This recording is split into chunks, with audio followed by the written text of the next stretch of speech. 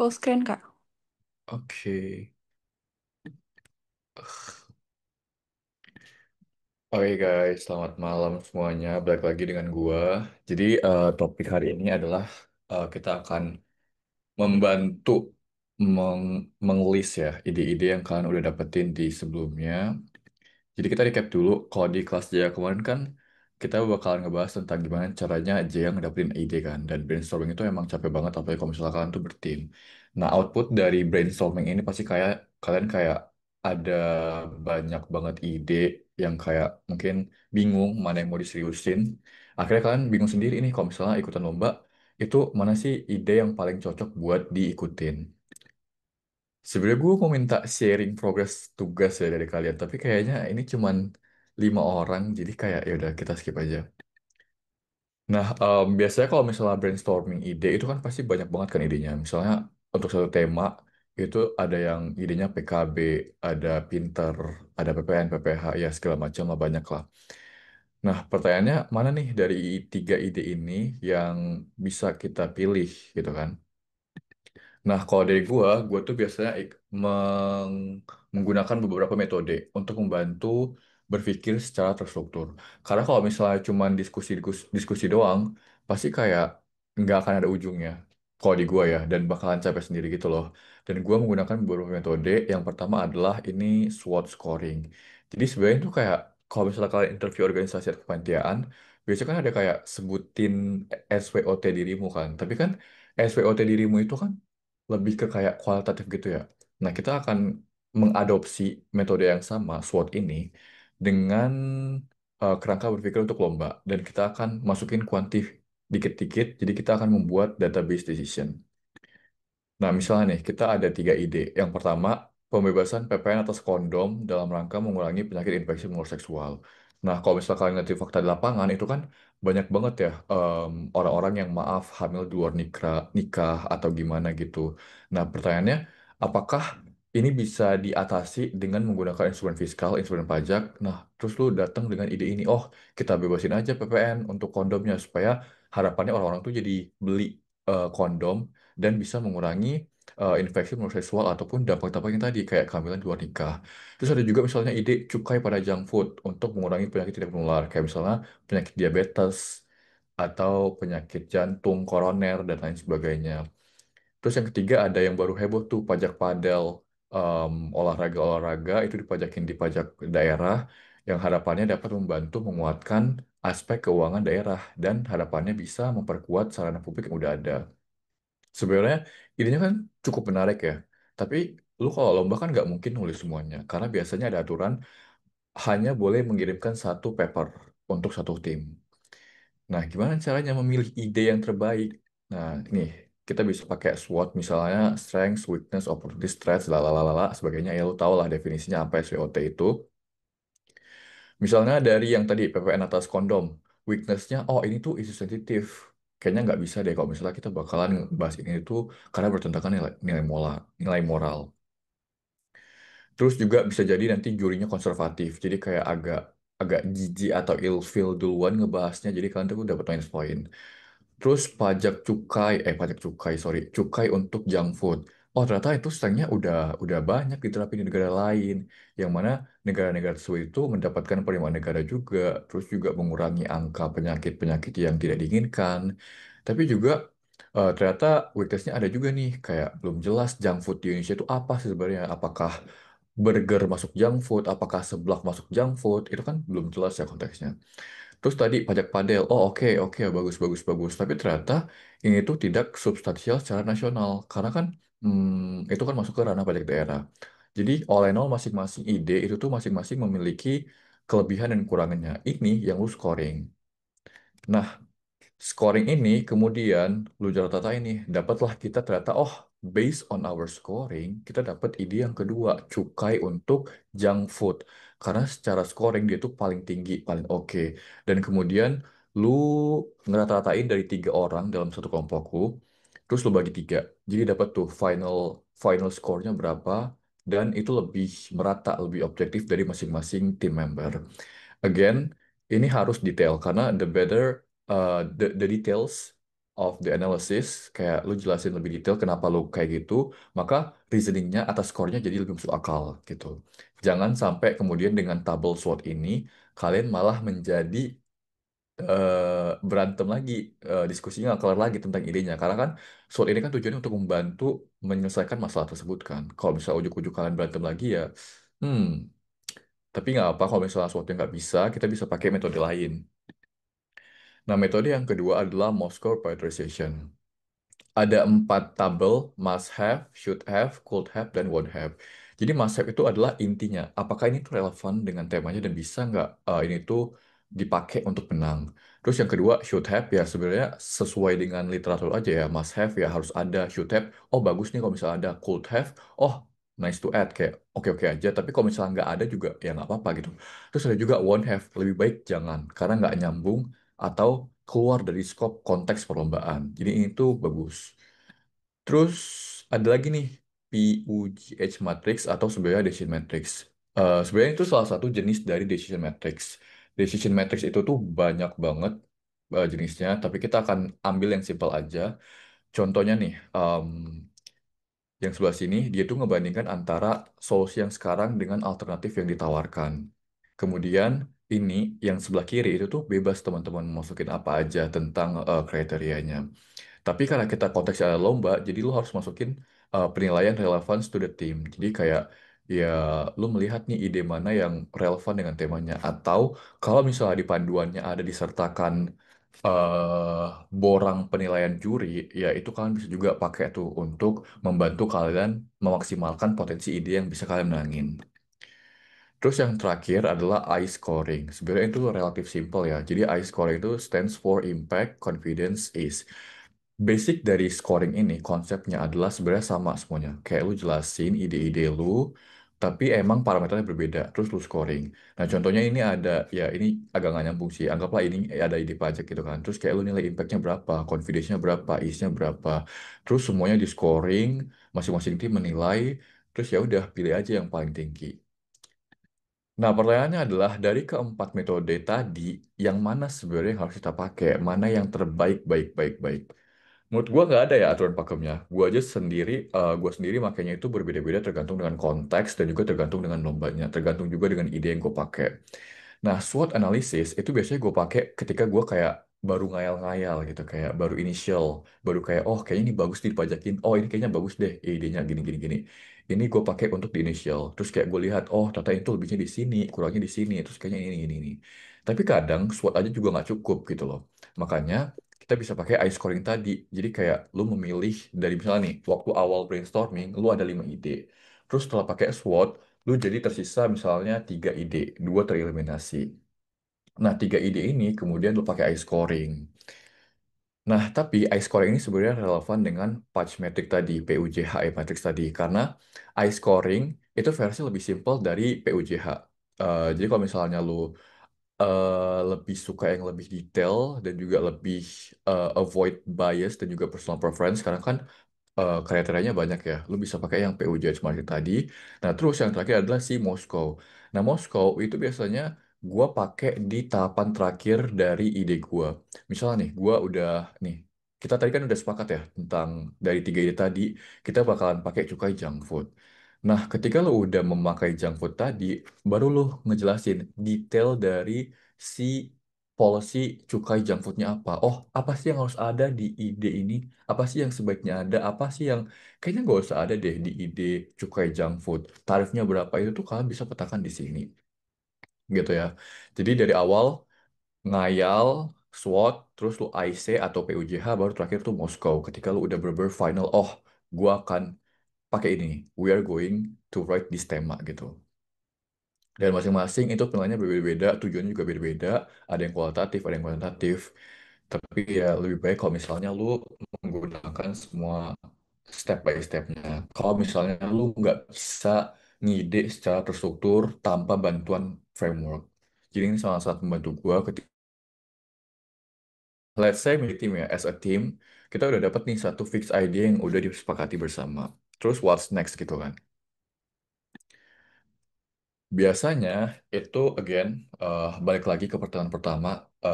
panduannya itu tergantung kepada peraturan panitia. Ada yang maksimal 10 halaman, ada yang maksimal 5 halaman, ada yang maksimal berapa. Tapi all in all sebenarnya kriterianya, panduan juknis penulisannya itu biasanya nggak jauh-jauh dari ini.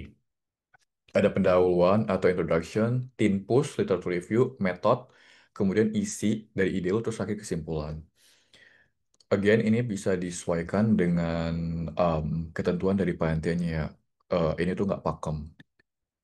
Nah, terus kan bingung ya sebenarnya. Gue tuh sering banget membaca esai yang, paham nggak sih kayak esai yang dibaca tuh kayak nggak nyambung gitu loh. Kayak idenya bagus, tapi ketika lu baca tuh kayak, eh kurang kurang nyambung, kurang koheren paragraf satu ke paragraf lainnya. Itu gimana ya? Kayak lu makan makan makan pizza pakai gula anjir. Kan nggak nyambung ya. Kayak gitulah menurut gue umpamaannya.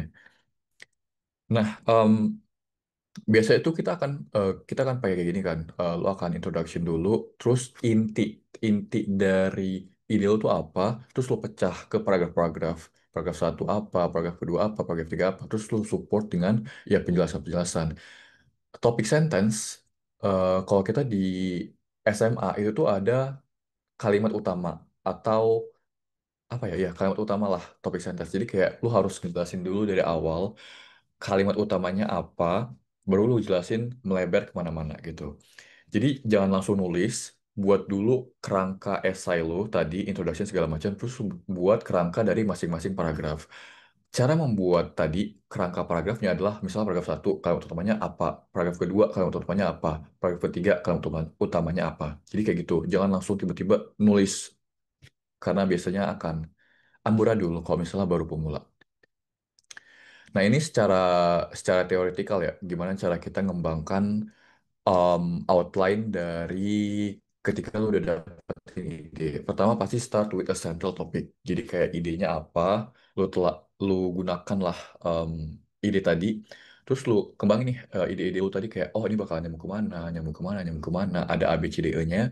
Baru di develop subtopics lagi, baru masukin supporting details, keyword phrases, visual relationship, lalala. Pokoknya dimulai dari central topic terus dijabarkan. Nah, sebenarnya ini agak susah ya. Makanya ini gue dapat juga sebuah tips dari Mbak Ina karena beliau lagi-lagi gue cerita beliau membantu merapikan GK Mapres gue. Agak sulit ya kita membuat nyambung dengan menggunakan teori ini.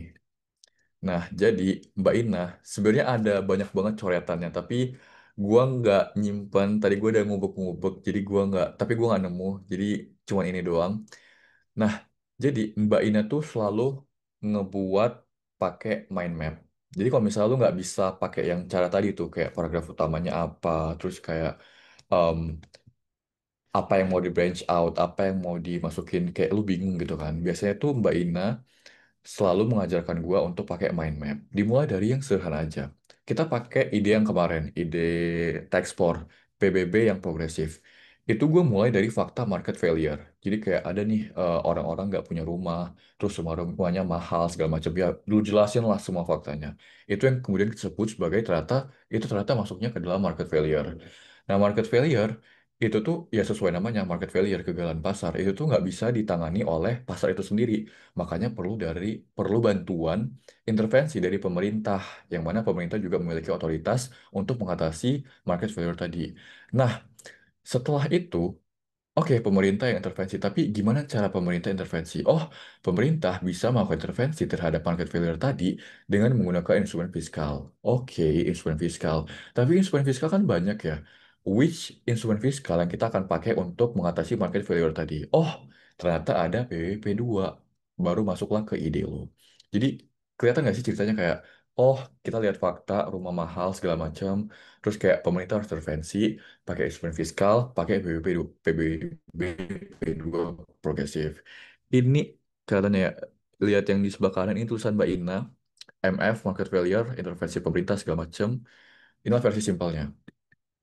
Nah, setelah itu market failure, kan ini udah ada ya poin-poinnya. Barulah lu kembangkan sub-sub paragrafnya tadi. Oh, market failure. Mulai dari definisi. Apa itu market failure? Market failure is lalalalalala. This could happens because lalalalalala. Penyebabnya apa? Terus kayak solusinya sekarang tuh apa sih market failure itu? Dan kenapa perlu intervensi dari pemerintah? gitu. Ini lanjut terus, lanjut, lanjut, lanjut terus dari market failure, terus intervensi pemerintah, masih dengan kerangka berpikir yang sama. Nah, jadi dari tadi, kalau misalkan nggak bisa menggunakan yang secara teoritis, ada dua tipe mind map. Kalau misalkan membantu membuat outline. Pertama itu mind map yang sifatnya itu point, yang dipakai Mbak Ina tadi ini. Ya, lu jelasin aja apa-apa aja yang akan jadi basis dari ide lu dan kerangka berpikir lu ke depannya.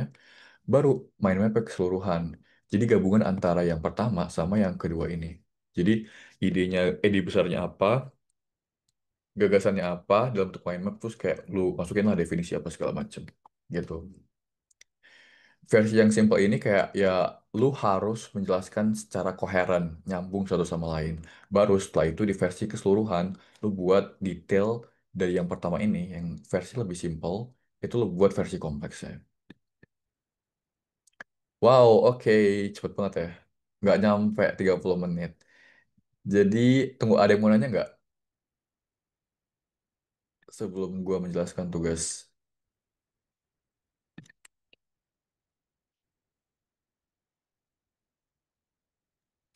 Untuk teman-teman yang mau bertanya boleh ya langsung boleh on mic atau chat juga boleh.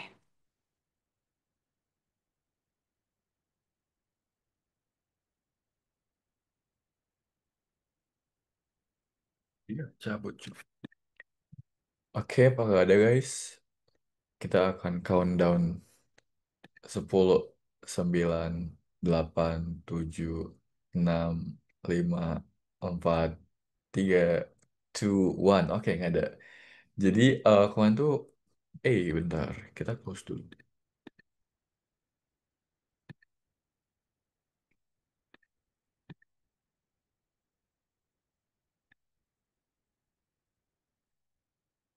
Jadi kemarin tuh Kak Jaya udah sempat ngasih tugas ya. Em, tapi ternyata nggak ada link pengumpulannya. Jadi kita akan gabungin di sini aja. Di topik yang pertama, Jaya kan ngebahas tentang cara brainstormingnya. Jadi tugasnya itu pertama adalah pasti list down your ideas berdasarkan yang udah tadi dijelaskan sama Jaya. Terus lu pilih kalian entah tim atau individu terserah, choose one, the best one, dan make sure that you implement the previous method. Mau satu atau dua atau tiga terserah. Atau lu ada metode lain ya terserah, masukin aja. Makanya sini gue dalam kurung S. Kalau misalnya metodenya lebih dari satu, masukin aja. Terus setelah itu, lu buat outline-nya, dua outline. Pertama versi yang gambaran besar, yang kayak Mbak Ina tadi, terus yang versi outline yang detail, versi yang kayak MPKT, lu tau gak sih? Nah itu, gue nggak membuat format, terserah kalian mau gimana, submitnya terserah, be kreatif. Dan again, em, karena ini sifatnya mentoring, gue sangat menghargai progres ya teman-teman. Kalaupun misalnya nanti waktu hari akhir final, kalian itu idenya bagus, tapi progresnya kayak kurang, gue agak kurang suka karena gue sangat-sangat menghargai proses. Gue lebih prefer ide yang simple tapi progresnya emang bener kerangka berpikirnya ketimbang ide yang wow keren banget, inovatif, super kreatif, tapi kayak progresnya itu kayak nggak jelas kayak gimana. Ya gitu aja sih. Nanti minta tolong di-share ke teman-teman ya. Sama Karin boleh tolong buat ini nggak Rin? Borang pengumpulan kali ya, tim atau individu. Oke, boleh-boleh Kak. Nanti aku bikinin.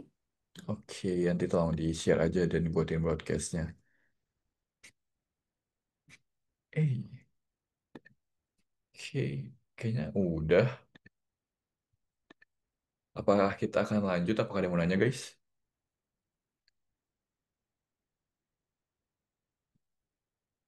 Ya, gak ada, Rin. Oke, udah nih Kak. Cepat sekali ya. Oke, makasih banyak ya Karyo udah sharing materinya malam hari ini. Semoga materi hari ini bisa bermanfaat buat kita semua ya, teman-teman. Dan jangan lupa juga buat tugasnya untuk dikerjakan dan nanti aku bakal bikinin borang pengumpulannya. Makasih buat teman-teman yang udah nyempetin hari. Oh, Kak, ada yang raise hand. Kak Keza, boleh. Kak Rio, mau nanya dong Kak, apa sih, nanya dikit aja sih. Jadi kan Nah, TIF lagi buka juga ya Kak. tips Heeh. sekarang itu tentang paper gitulah Kak, khususnya di bidang pajak internasional. Kira-kira yang dibawain sama TV itu tentang yang kalau nggak salah kemarin apa yang OECD yang kedua tuh yang perihal shifting. Shifting eh tax profit GMT apa? iya, iya yang itu yang apa? Jadi intinya ada negara tax apa namanya yang tax haven itulah. Hmm. Jadi gimana sih supaya jangan ngerugi negara yang lain. Nah, kira-kira kalau kayak gitu gimana ya Kak? Mulai dari apa namanya? Mulai stormingnya gitu kan karena itu jatuhnya lombanya tuh study case juga gitu. Hmm. Mau nanya-nanya terkait itu sih Kak. Ini lu nanya biar ada yang nanya atau yang benar mau nanya? Karena pas Enggak banget beneran nanya, namanya beneran nanya, nggak mau beneran nanya Kak. ditutup. Beneran nanya, beneran nanya, beneran nanya. Hmm, hmm. Jadi lu lebih kayak nanya brainstormingnya gimana gitu kan? Iya, gitu. Apalagi kayak bareng tim juga kan Kak. Hmm, hmm, hmm. Pertama sekali, lu harus paham dulu eh, temanya apa. Kayaknya dari cara lu menyampaikan, gua bisa menyimpulkan kalau lu tuh nggak paham kan temanya apa. Iya nggak? Lebih ke ini sih Kak, tahu cuman lupa nama simple name-nya gitu loh. Jadi kayak lebih tahu penjelasannya tentang tentang apa namanya penjelasannya. Oh, ini tuh lagi ngebahas tentang ini, tapi lupa exact name apa namanya kan ada Apa sih? tema BEPS besarnya ya? gitu Kak. Apa? BEPS. Iya. BEPS kan ada BEPS satu, aksi satu, aksi 2 ya. Itu banyak banget. Saran gua, coba pelajarin dulu BEPS aksi satu, aksi 2-nya itu apa. Terus fokus ke, oh, terus fokus ke negara yang pengen dibandingin aja sih langsung. Terus kayak lu lihat aturannya kayak gimana, cara mainnya kayak gimana di berita-berita. Gitu sih kata gue mah. Oke, oke, oke. Thank you, Kak. Mungkin nanti kalau ke depannya mau tanya-tanya Kakak, boleh private kali ya, Kak, atau lewat dari TC, Kak. Oke, boleh, boleh, boleh, boleh, boleh. Oke, thank you, Kak Rio. Oke. Emang TIF apa sih? Coba kita lihat. TIF FEBUI, Kak.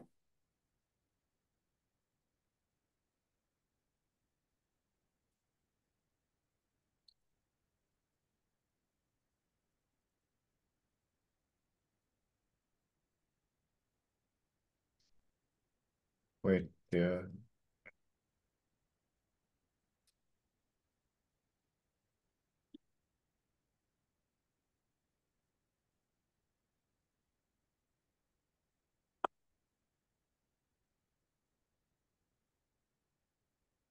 Ini ya. Ya, iya, Kak.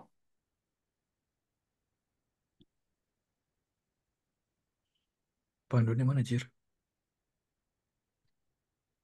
Oh, ini.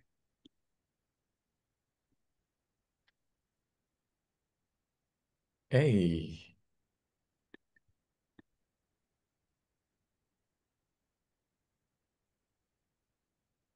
booklet.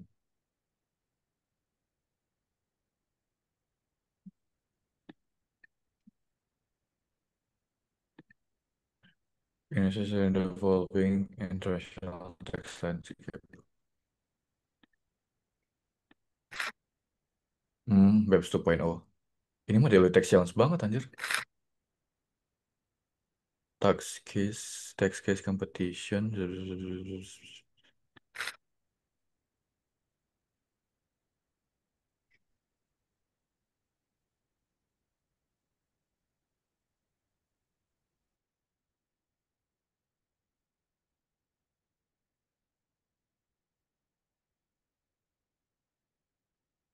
Hmm.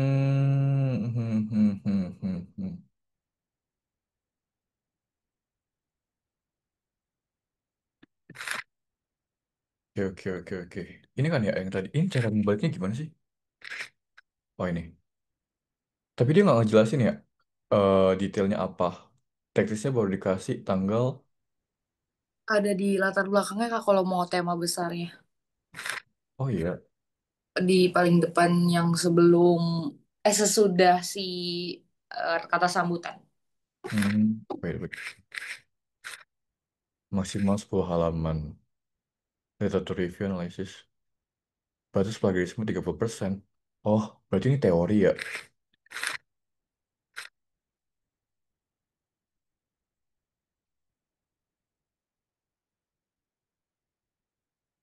Mana sih?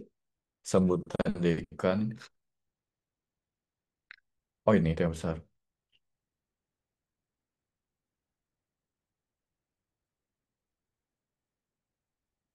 Jujur ini terlalu general sih. Gue nggak mendapatkan apapun. Tapi itu tadi sih, saran gue pelajarin dulu aksi satu, aksi duanya apa kan si BEPS 2.0 ini. Terus biasanya gue tuh, apa ya, gue tuh suka nontonin waktu Deloitte Tech Challenge kemarin ya. Misalnya transfer pricing, mark value. Apa ya keyword gue tuh? Pokoknya tuh ada kayak kadang tuh ada lu coba cari di YouTube deh, case-case tadi gitu yang kayak gini-gini. Enggak, bukan ini. Ini kayak tahu teori.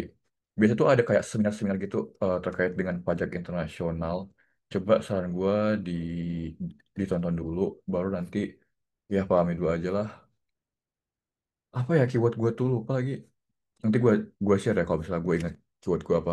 Tapi itu kayak kalau di VIA kan kita ada kayak seminar-seminar gitu kan, seminar-seminar. Nah kayak gitu, itu tuh biasanya mereka ngebedah kasus, terus lu pelajarin aja kasusnya gimana, cara mainnya kayak gimana, baru setelah itu lu terapin nanti di paper lu. Kayak gitu sih. Oke oke Kak, paham. Thank you banget ya Kak, udah sampai dibuka websitenya. Gue kepo anjir, oke. Sorry ya jawabannya general banget. Nanti kalau ada case-nya lagi, lempar aja. Oke Kak, thank you. Sip.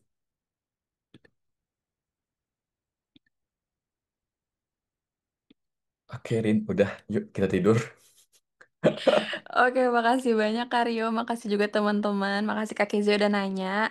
Eh, Mungkin karena udah malam juga, Karyo dan teman-teman mau istirahat juga. Makasih banyak teman-teman udah hadir. Terima kasih untuk materi dan recordnya nanti bisa diakses di link yang biasa ya teman-teman. Terima kasih udah boleh live ya teman-teman. Masih Keisha suaranya. Oh, Makasih Kak Kezia. thank you Yogi. Thank you Kario, Karin. Thank you Ilham. Bye.